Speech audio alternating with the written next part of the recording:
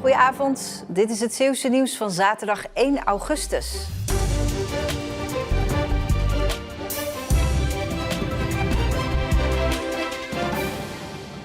Met emmers en grijpers in de aanslag zijn 50 vrijwilligers in Katzand aan de landelijke Beach Cleanup Tour begonnen.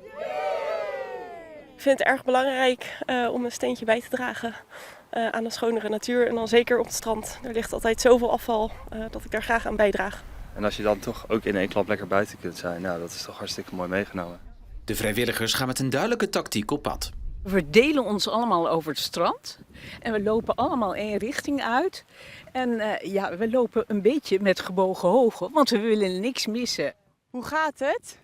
Ja, nog goed, want we zijn net begonnen. Hè? Dus we hebben nog 5,9 kilometer te gaan. Dus de moed zit er nu in. De schoonmaak vindt dit jaar voor de 13e keer plaats.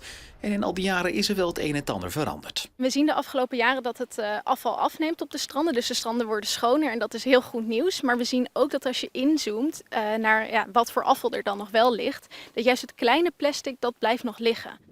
Ja, je hebt vaak bij de kustrand, waar ook de algen of dat zeewier, daar zit het vaak tussen. En op een gegeven moment, eerst zie je het niet en ineens focus je erop en dan zie je ze overal. Dat is heel apart. Ik loop achter met de peuken nog. Ik zie het aan Marie dat wel meer heeft. Maar we gaan het zo beleven vandaag. En ik heb toevallig alles roze. Dat is ook...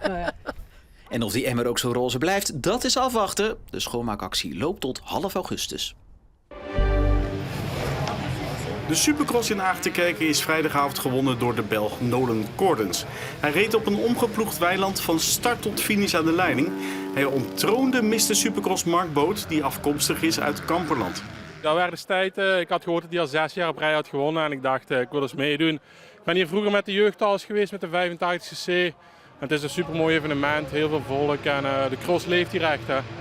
Dit is de start van de superfinale met daarin 28 coureurs. Dat zijn de beste rijders van de dag in de 125, de 250 en de 500cc.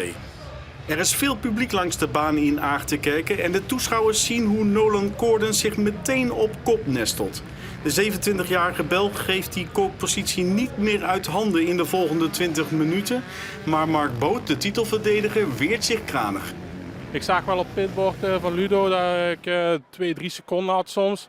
Maar toen ineens zag ik dat Mark in mijn wiel zat. Dus toen werd het nog wel even spannend op het laatste. Hij zat langs me, zag ik, dus ik dacht, nu moet ik nog even een tandje bijsteken. Ik keek ook op mijn klok, maar het was 20 minuten een ronde denk ik. En ik dacht dat het 15 was. Ik zag dat bordje maar niet van 1 ronde, ik werd gek. Na de finish krijgt hij de felicitaties van Mark Boot. Het verschil bedraagt uiteindelijk 13 seconden. Cordens is dus de nieuwe naam op de erelijst van de Aagtenkerkse Supercross. Goedemorgen meneer. Goedemorgen.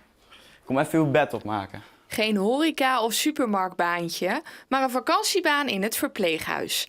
Bij SVRZ in Domburg werken ze deze zomer met veel vakantiekrachten. Je maakt echt een band met de mensen en dat vind ik ook echt heel mooi aan deze baan. En dat maakt het toch ook wel echt een stuk leuker, ja. Het is leuk om te doen, om met oudere mensen om te gaan. Je bent nu een boterham aan het smeren, maar wat voor taken heb je nog meer hier? De bedden opmaken, de was doen, de vaatwasser in- en uitruimen. Ik regel dat ze te eten krijgen, ik doe de was, ik doe ook de vaatwasser.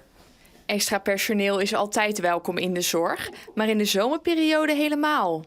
Het is heel belangrijk dat ze er zijn, zodat de zorg door kan gaan. En zij brengen vaak ook hele leuke, positieve energie mee. En de ouderen vinden dat ook altijd heel leuk. Deze vakantie hebben ruim 80 vakantiekrachten zich aangemeld. En dit jaar kunnen ze ook langer blijven. Wij maken gebruik van de vakantiekrachten eigenlijk het hele jaar door. Dat doen we dit jaar voor het eerst. Dus eigenlijk noemen we het ook geen vakantiekrachten meer. Maar wij bieden ze eigenlijk een bijbaan aan op basis van een oproepcontract. Ik dacht eerst echt van, dit wordt echt een zomerbaantje. Dan ga ik zomaar even de zomer doen. Maar ik vind het echt wel zo leuk worden dat ik het wel langer wil doen, ja. En volgens de vakantiekrachten verdient het ook nog leuk. Met nog 14 dagen tot de start van de competitie heeft Hoek gisteravond een 3-1 overwinning geboekt op RBC uit Roosendaal. De wedstrijd werd gespeeld op de Borselen Sloepoort Cup in Nieuwdorp. Eigenlijk zou Hoek oefenen tegen Kloetingen, maar vanwege een risico op ongeregeldheden ging die wedstrijd niet door. Daarom werd er gespeeld tegen RBC. In de tweede helft scoorde uitgerekend Myron Bosdorp, die deze zomer van RBC naar Hoek overstapte, 2 keer tegen zijn oude club. Altijd lekker als je goaltjes kan maken. En dan zeker als je ook nieuw bent, dan altijd lekker om goals te maken. Je zat er wel lekker in, hè, volgens mij?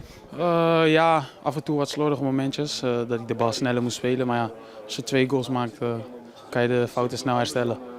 Hoek kent tot nu toe een onrustige voorbereiding, want het hele technische hart van de club is de afgelopen weken opgestapt.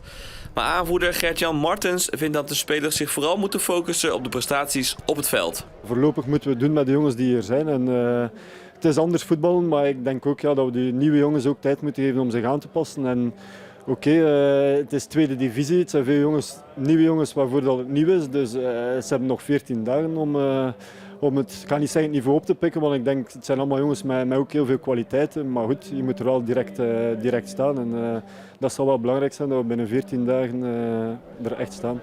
En over 2 weken opent Hoek het seizoen met een thuiswedstrijd tegen de Koninklijke HFC uit Haarlem.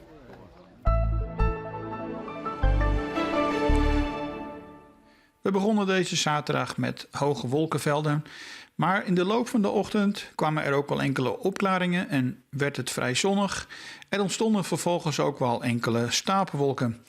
En hier bij Westkapelle konden we zien dat er boven zee een paar buien tot ontwikkeling kwamen. Maar die betrokken er niet naar Zeeland en bleven boven zee. En dus was het een droge dag en het was ook een aangename dag. Zelfs om hutten te bouwen, want de temperaturen kwamen te liggen tussen 23 en 25 graden.